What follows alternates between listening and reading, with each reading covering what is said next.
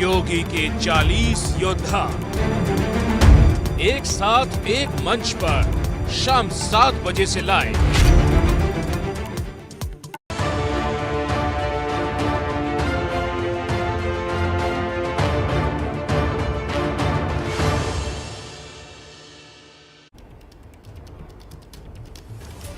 नमस्कार, शाम के 6 बज रहे हैं। एबीपी न्यूज पर हाजिर हूं मैं रुमाना इसार खान और इस वक्त की सबसे बड़ी खबर यह है कि मिशन मंत्रिमंडल के लिए योगी आदित्यनाथ दिल्ली पहुंच चुके हैं। जी, अब से कुछ ही देर पहले दिल्ली पहुंचे हैं योगी आदित्यनाथ और योगी दिल्ली पहुंचकर मुलाकात करेंगे गृह मंत्री अमित शाह से।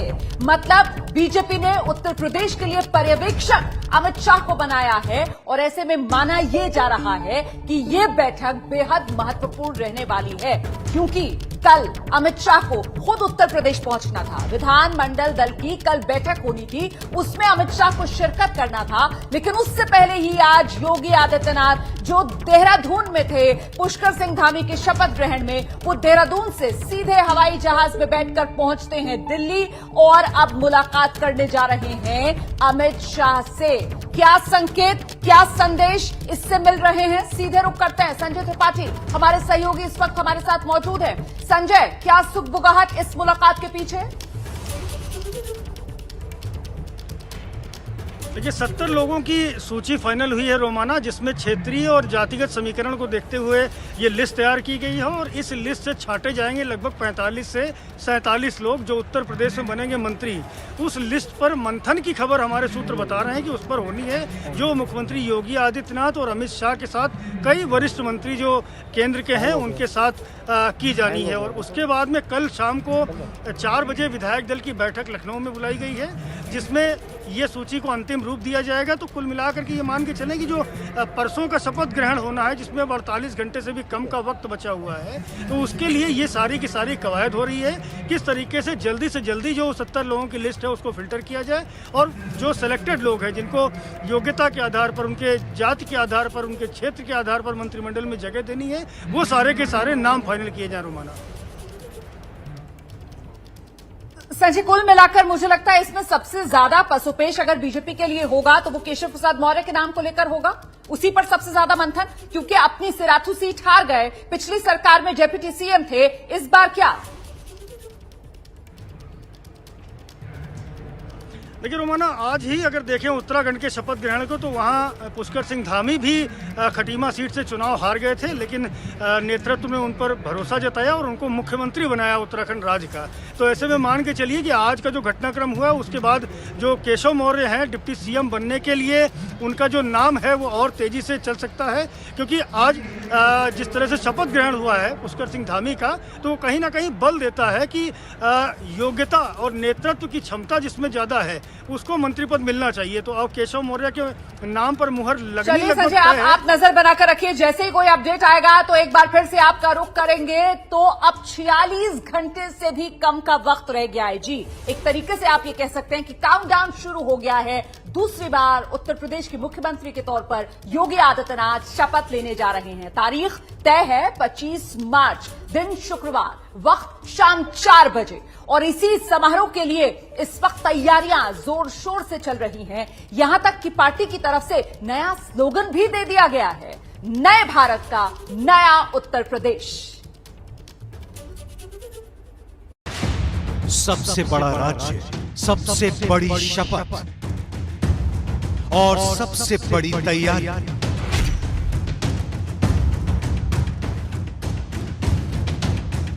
लखनऊ के इकाना स्टेडियम में योगी सरकार के दूसरे कार्यकाल के शपथ ग्रहण के लिए तैयारियों को आखिरी अंजाम दिया जा रहा है। लखनऊ के अटल बिहारी वाजपेयी इकाना स्टेडियम में शपथ ग्रहण की तैयारियां लगातार परवान चढ़ रही हैं और इस वक्त मैं इकाना स्टेडियम के भीतर मौजूद हूं, जहां की एक्सक्लूसिव तस्वीरें आपको दिखाऊंगा। ये आप देख सकते हैं कि तो ये वो मंच है जहां पर देश के प्रधानमंत्री नरेंद्र मोदी के साथ साथ कई बड़े अतिथि मौजूद होंगे उस वक्त जब उत्तर प्रदेश के मुख्यमंत्री योगी आदित्यनाथ लेंगे अपने दूसरे कार्यकाल की शपथ। और लगातार यहाँ पर स्टेडियम में आप देख सकते हैं कि तैयारियां जोरों पर हैं, कुर्सियां लगाई जा रही हैं, सारे के सारे जो इंस्ट्रूमेंट्स हैं, जो उपकरण हैं, उनका ट्रायल चल रहा है और साफ सफाई सारी चीजें चल रही हैं ऊपर। अब चूंकि शपथ ग्रहण में सिर्फ और सिर्फ एक दिन का वक्त बचा है, तो ऐसे में जल्द से जल्द ये सारा का सारा काम समाप्त करना है, जिससे कि 25 तारीख का जो कार्यक्रम है वो और भव्य हो सके। तो मंच सज गया है, उसमें भगवा रंग की झलक साफ देखी जा सकती है। इकाना स्टेडियम की दर्शक क्षमता तो 50,000 है, लेकिन मैदान में अतिरिक्त कुर्सियां भी लगा दी गई हैं। सीएम योगी आदित्यनाथ के दूसरे कार्यकाल का शपथ ग्रहण 25 मार्च को होना है। शपथ ग्रहण समारोह 25 मार्च को शाम 4 बजे तय किया गया है। वो ऐसा वक्त होगा जब तेज गर्मी रहेगी, लिहाजा मेहमानों के लिए पंखे, कूलर, एसी का इंतजाम कर दिया गया है।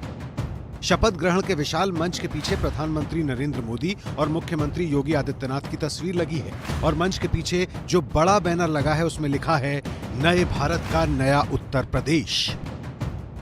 नए भारत का नया उत्तर प्रदेश, ये वो स्लोगन है जिस पर उत्तर प्रदेश की योगी सरकार 2.0 शपथ ग्रहण करेगी।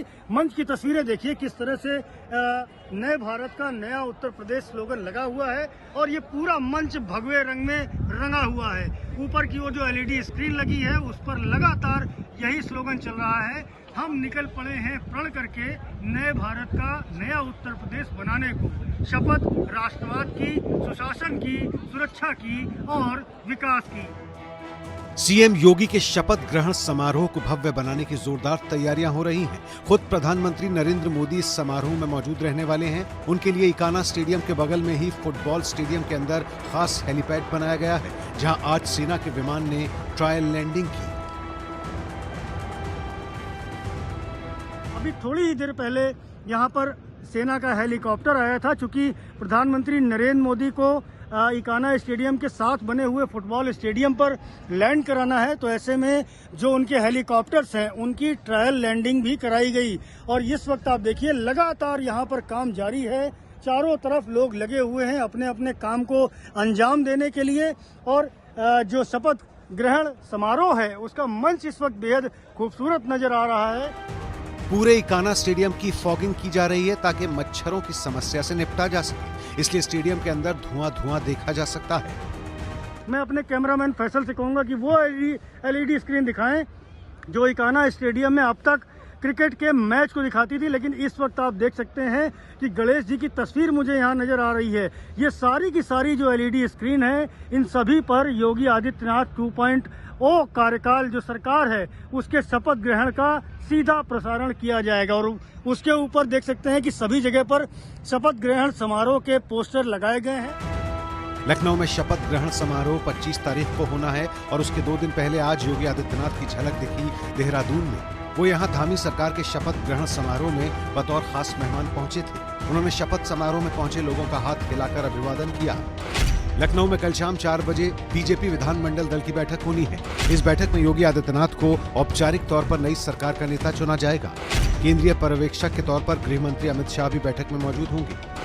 अमित शाह गुरुवार 24 मार्च को दोपहर को लखनऊ पहुंचेंगे। कुछ लोग जो भारी संख्या में लोग शपथ ग्रहण में भी आएंगे, तो उनके भी आने जाने में कोई कठिनाई न हो, इसके लिए ट्रैफिक की विशेष व्यवस्था कराई गई है। पार्किंग स्थल चयन किए गए हैं और उनको पहले से ही बता दिया जाएगा कि किस दिशा या किस जनपद की गाड़ियां कहां लगेंगी, ताकि अंतिम क्षण में किसी तरह का कोई कन्फ्यूज़न न हो। इसके अतिरिक्त जो हमारे क्रेन्स इत्यादि हैं वो पहले से ही निर्धारित स्थलों पर रहेंगी। इस बीच राज्यपाल आनंदीबेन पटेल की ओर से शपथ ग्रहण समारोह के निमंत्रण पत्र की झलक भी सामने आ गई है। राज्यपाल आनंदीबेन पटेल ने प्रोटेम स्पीकर की भी नियुक्ति कर दी है। रमापति शास्त्री को प्रोटेम स्पीकर नियुक्त किया गया है। शनिवार को प्रोटेम स्पीकर शपथ लेंगे और फिर सभी नवनिर्वाचित विधायकों को शपथ दिलाएंगे। आनंदीबेन पटेल मंत्रियों को शपथ दिलाएंगी। मुख्यमंत्री योगी आदित्यनाथ के अलावा जो उनके कैबिनेट के और राज्य के मंत्री होंगे उनको शपथ दिलाई जाएगी। और आप देख सकते हैं लगातार अफसरों का जो मुआयना है वो स्टेडियम के भीतर हो रहा है और बाकी चारों तरफ देख सकते हैं कि लगातार तैयारियां चल रही हैं। शपथ ग्रहण समारोह की तैयारियां जितनी इकाना स्टेडियम के अंदर हैं, उतनी ही स्टेडियम के बाहरी हिस्से में भी हैं। स्टेडियम तक पहुंचने वाली सड़क के किनारे फूलों से सजे गमले लगा दिए गए हैं। जहां जहां झाड़ियां हैं वो साफ कर दी गई हैं। सबसे दिलचस्प तस्वीर है ये बुलडोजर। इस बार योगी सरकार की जीत में बुलडोजर ने कमाल दिखाया। इकाना स्टेडियम में शपथ समारोह की तैयारियों में भी वही बुलडोजर छाए हुए हैं। इकाना स्टेडियम को इस बार पूरी तरह से तैयार किया जा रहा है। ये जो सामने का मंच है, ये रेड कलर का मंच आप देखें, ये मंच मीडिया के लिए बनाया जा रहा है, क्योंकि इस कार्यक्रम का प्रसारण जो है वो अधिक से अधिक बेहतर किया जा सके। इसलिए जो मंच शपथ ग्रहण का है उसके ठीक सामने ये रेड कारपेट से सजाया हुआ मीडिया का मंच है, और यहाँ से जो प्रसारण है इस पूरे कार्यक्रम का वो लगातार देखा जाएगा। अब सबकी नजरें इस पर है कि योगी सरकार का नया मंत्रिमंडल कैसा होता है। हालांकि जो खबरें सूत्रों से छनकर आ रही हैं उसके मुताबिक योगी मंत्रिमंडल में करीब 24 कैबिनेट मंत्री, करीब 12 राज्य मंत्री स्वतंत्र प्रभार और 10 से ज्यादा राज्य मंत्री हो सकते हैं। वैसे नए मंत्रिमंडल की फाइनल पिक्चर सामने आना अभी बाकी है, लेकिन इतना तय है कि इस नए मंत्रिमंडल में 2024 की झलक जरूर होगी। लखनऊ से संजय त्रिपाठी की रिपोर्ट।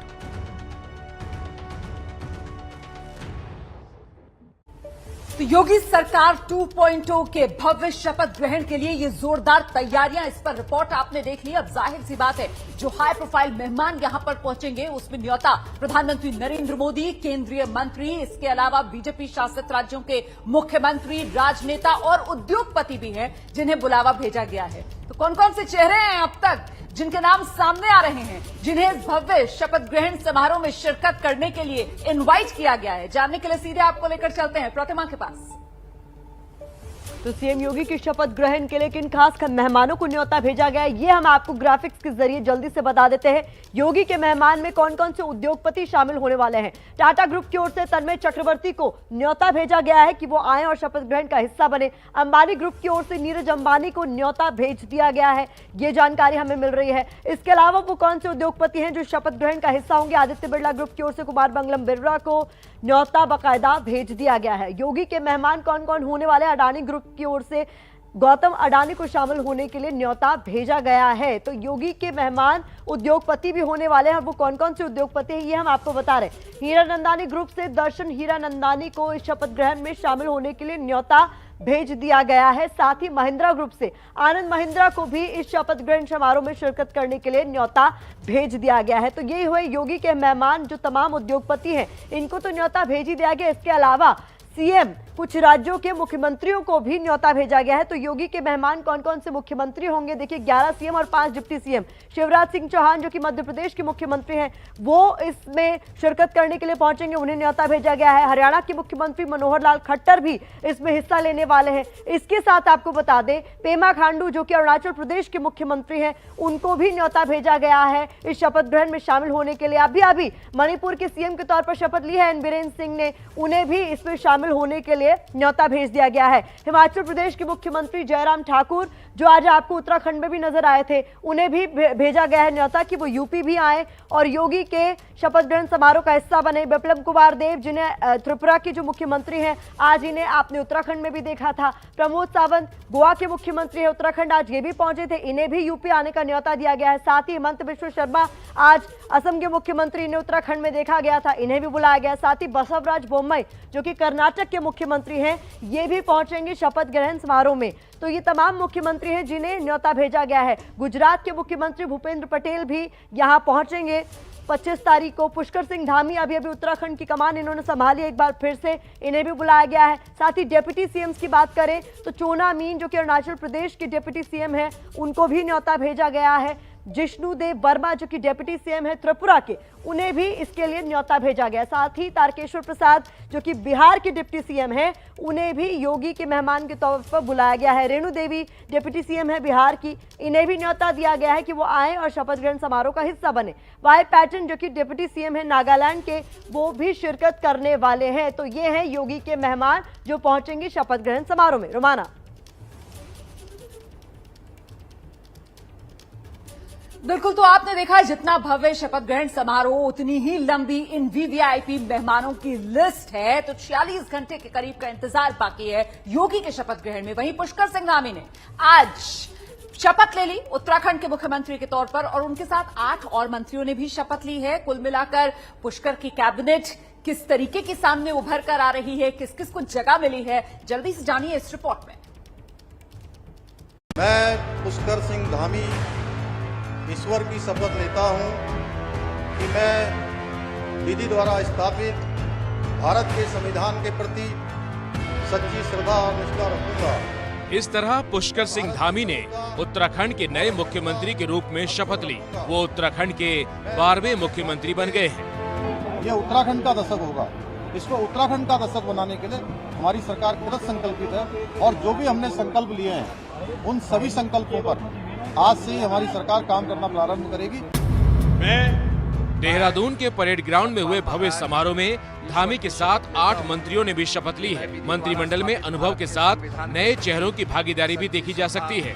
सतपाल महाराज, धन सिंह रावत, सुबोध उनियाल, गणेश जोशी और रेखा आर्य जैसे पुराने मंत्रियों की कैबिनेट में वापसी हुई है, तो सौरभ बहुगुणा, प्रेमचंद्र अग्रवाल जैसे नए नामों की एंट्री भी हुई है। और शपथ ग्रहण के बाद सभी मंत्रियों ने पिछले कामों को आगे बढ़ाने पर जोर दिया। को हम आगे बढ़ाएं जिससे कि स्कीइंग को हम आगे बढ़ावा देकर के अपने उत्तराखंड के अंदर हम पलायन को रोक सकते हैं। समर टूरिज्म और विंटर टूरिज्म, धार्मिक टूरिज्म को हमें आगे बढ़ाना है और अपने स्टेट को सर्विस प्रोवाइडर बनाना है। देखिए, कृषि उद्यान में मंत्री रहते हुए 5 वर्षों में मैंने काफी सुधार किए हैं। आपको उम्मीद थी हमारा मंत्रिमंडल 100 पैसा, क्योंकि मैंने बहुत ईमानदारी और मेहनत से अपना विभाग चलाया था। आज एक बार फिर मौका दिया है, वो हमारे कप्तान है, अपने कप्तान के साथ हम करेंगे और इस प्रदेश को विकास की ओर लेकर जाएंगे। प्रचंड बहुमत के साथ सत्ता में वापसी कर रही बीजेपी ने शपथ समारोह को भी खास बनाने में कोई कसर नहीं छोड़ी और इस ऐतिहासिक पल के गवाह पीएम मोदी, गृह मंत्री अमित शाह, यूपी के सीएम योगी आदित्यनाथ और बीजेपी अध्यक्ष जेपी नड्डा भी बने। वो चंदन रामदास और सौरभ बहुगुणा के अगर हम शपथ समारोह में उत्तराखंड के रंग भी खूब दिखे। पीएम मोदी और पुष्कर सिंह धामी पारंपरिक पहाड़ी टोपी में दिखे, तो सोमेश्वर से विधायक रेखा आर्य ने शपथ के दौरान अपने पहाड़ी परिधान से ध्यान खींचा कि मैं विधि द्वारा स्थापित भारत के संविधान के प्रति सच्ची श्रद्धा और निष्ठा रखूंगी। वहाँ पर 10 मार्च को आए नतीजों के बाद उत्तराखंड की सियासत में उठ रहे सभी सवालों से आज पर्दा उठ गया है। पश्चिम बंगाल के बीरभूम जिले में टीएमसी नेता की हत्या के बाद जो हिंसा भड़की, उसे लेकर हंगामा अब बढ़ता जा रहा है। दरअसल बीजेपी की एक टीम आज जो घटनास्थल पर जाना चाह रही थी, उसे पुलिस की तरफ से जाने की इजाजत नहीं दी गई, जिसके बाद बीजेपी की तरफ से इस पूरे मामले में सीबीआई जांच की मांग की गई है। और इतना ही नहीं, अदालत की तरफ से भी सरकार से इस हिंसा को लेकर जवाब मांगा गया है।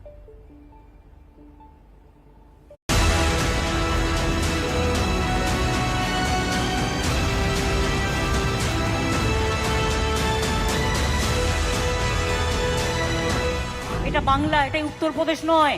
কই উন্নয়ন নিয়ে তো কিছু হয় না, হাতরাস নিয়ে কিছু হয় না, লখিমপুর নিয়ে কিছু হয় না, দিল্লিতে দাঙ্গায় অত লোক মারা গেল কিছু হয় না। এখানে তোমরাই ঘটনা ঘটাবে আর ঘটনা ঘটার পর তারপরে একদিকে কোর্ট, একটা ঘটনা ঘটেছে তার নিন্দা করি, আমরা তীব্র নিন্দা করি।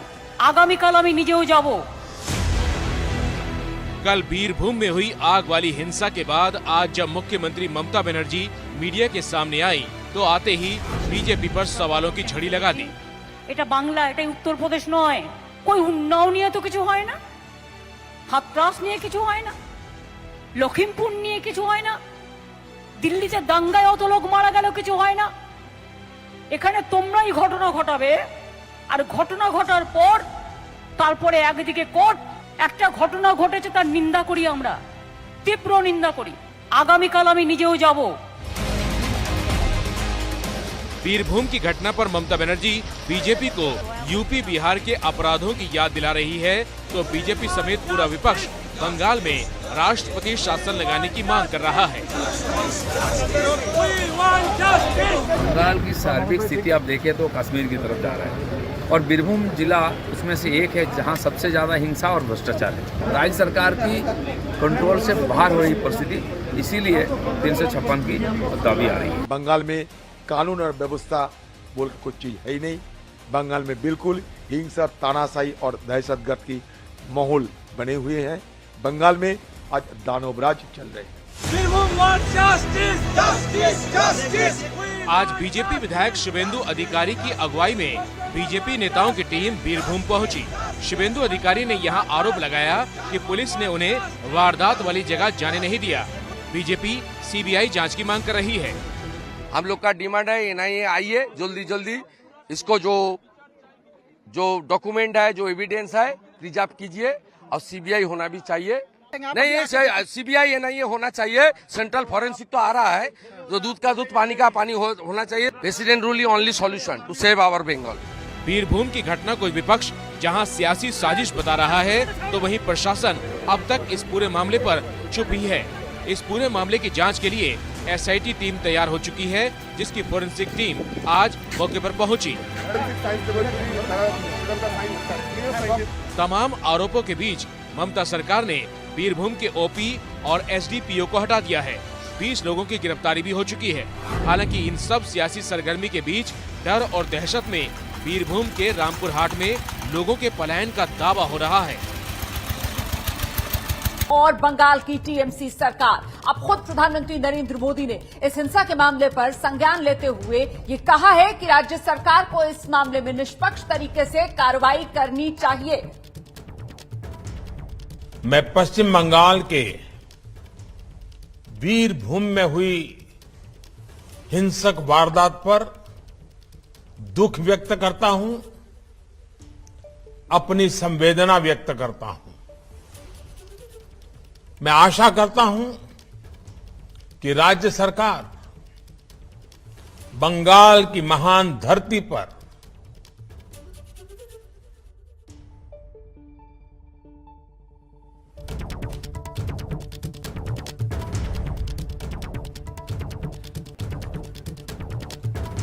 तो प्रधानमंत्री नरेंद्र मोदी को आप सुन रहे थे। प्रधानमंत्री नरेंद्र मोदी की तरफ से कहीं न कहीं संवेदना जताई गई है उन परिवारों के साथ जिन्होंने अपनों को खो दिया बीरभूम में हुई इस हिंसा में। दरअसल ये मामला बीरभूम में शुरू होता है। जरा सुनते हैं एक बार फिर से क्या कह रहे हैं प्रधानमंत्री।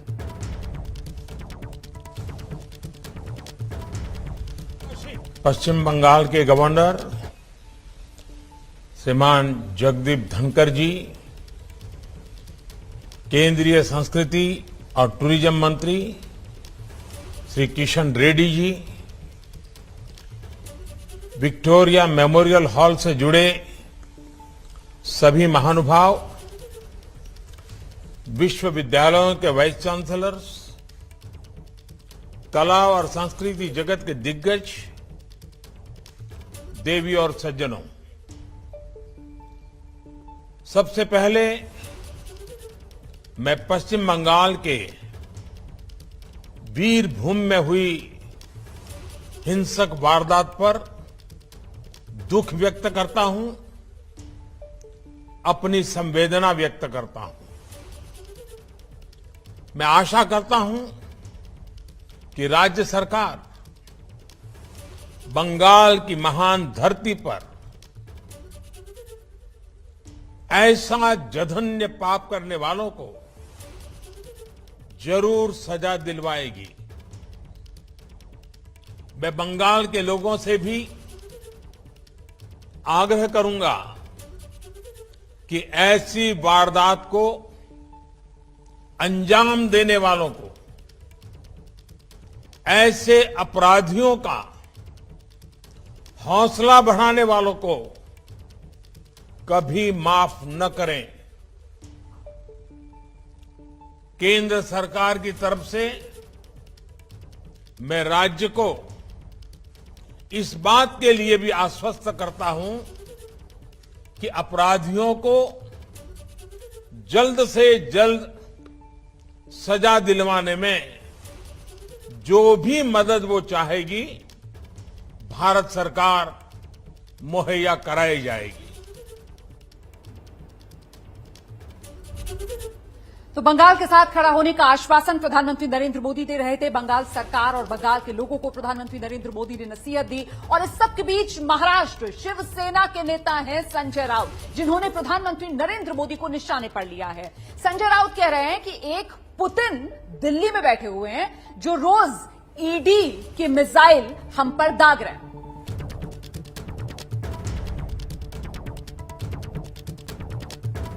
आणि रशिया युक्रेन युद्धासंदर्भातलं सत्य त्यांच्या भाषणातून आपल्याला समजलं। आपल्या देशामध्ये युद्ध नसेल, पण आमच्यासारखे अनेक लोक रोज युद्धाचा अनुभव घेत असतात। दिल्लीमध्ये पुतिन बसलेले आणि आमच्यावरती मिसाईल सोडतायत.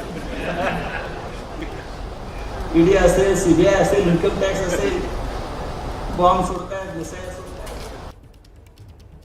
दरअसल महाराष्ट्र में बीजेपी और जो महाविकास अघाड़ी, खासतौर से जो शिवसेना है, उसके बीच ये जुबानी जंग तेज हो गई है और इसकी वजह ईडी का एक्शन. ईडी का एक्शन महाराष्ट्र के मुख्यमंत्री उद्धव ठाकरे की पत्नी के भाई पर, जिनके 11 फ्लैट जो थाने में हैं, वो ईडी की तरफ से कल सील कर दिए गए.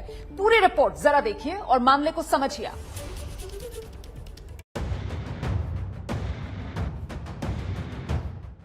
ये है ठाणे की नीलांबरी इमारत, जिसके अंदर ईडी ने कार्रवाई कर ताले लटका दिए हैं. इस बिल्डिंग के 11 फ्लैट्स को सील कर दिया गया है. इस तालाबंदी से महाराष्ट्र की सियासत में वार पलटवार और आरोपों के नए दरवाजे खुल गए, क्योंकि ईडी का ये एक्शन महाराष्ट्र के सीएम उद्धव ठाकरे की पत्नी के भाई श्रीधर पाटनकर के खिलाफ हुआ है. 24 मंजिला इस बिल्डिंग को श्रीधर पाटनकर की कंपनी साई बाबा गृह निर्माण ने बनवाया था. ईडी ने श्रीधर पाटनकर के जिन फ्लैट्स को जब्त किया है, उनकी कीमत करीब 6.5 करोड़ बताई जा रही है. और इसमें जो कार्रवाई की गई है वो है महाराष्ट्र के मुख्यमंत्री उद्धव ठाकरे के साले श्रीधर पाटनकर के 11 फ्लैट पर. जी हां, इस बिल्डिंग के 11 फ्लैट को ईडी ने जब्त कर लिया है. ये एक बड़ी कार्रवाई मानी जा रही है ईडी की, क्योंकि सीधा ये मामला जुड़ा है महाराष्ट्र के मुख्यमंत्री उद्धव ठाकरे के रिश्तेदार और परिवार से. ईडी का एक्शन सीएम ठाकरे के घर तक पहुंचा तो महाराष्ट्र में सियासी पारा गर्म हो गया.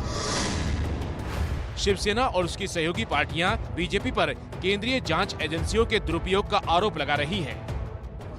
पश्चिम बंगाल में खास करके और महाराष्ट्र में जो सरकारें बनी है, उनसे वो लोग दुखी है. बड़े स्टेट है तो हाथ से निकल गए, और उसकी वजह से अगर कोई सेंट्रल एजेंसी का मिसयूज करके हमें इस प्रकार से दबाने की कोशिश करता है, प्रेशर लाता है, तो वो सक्सेस नहीं होंगे. लेकिन शिवसेना के इन आरोपों पर बीजेपी कुछ नए आरोप लेकर आ गई. क्या आप आज तक आपने हिम्मत नहीं आई अनुभव नाइक और आपके संबंध के बारे में बताने की? यह हवाला ऑपरेटर चतुर्वेदी के बारे में आप बताएंगे? क्या पाटनकर के खाते में मनी लॉन्ड्रिंग होकर आता और फिर ठाकरे परिवार के खाते में जाता है क्या? वैसे ईडी का कहना है कि उसने महाराष्ट्र में कई बिल्डर्स के ठिकानों पर छापे मारे हैं. ये उनमें से सिर्फ एक है. राजनीति के जानकार मानते हैं कि महाराष्ट्र की सियासत में वार पलटवार का दौर जारी रहेगा. बीजेपी और शिवसेना दोनों पर सरकारी एजेंसियों के गलत इस्तेमाल के आरोप लग रहे हैं. संवाददाता राजेश त्रिपाठी की रिपोर्ट. और अब इस वक्त की बड़ी खबर जान लीजिए आप. महाराष्ट्र से ही आ रही है. बीजेपी के नेता किरीट सोमैया, जो लगातार महाविकास अघाड़ी सरकार पर हमले बोलते रहे हैं, उन्हीं के बेटे के खिलाफ मुंबई पुलिस ने कार्रवाई शुरू कर दी है. दरअसल बीजेपी नेता किरीट सोमैया के बेटे हैं नील सोमैया. नील सोमैया पर वसई इलाके में जमीन के खरीद फरोख्त में घोटालेबाजी का आरोप लगा है, और इस मामले में अभी तक मुंबई पुलिस ने 7 लोगों के बयान भी दर्ज कर लिए हैं.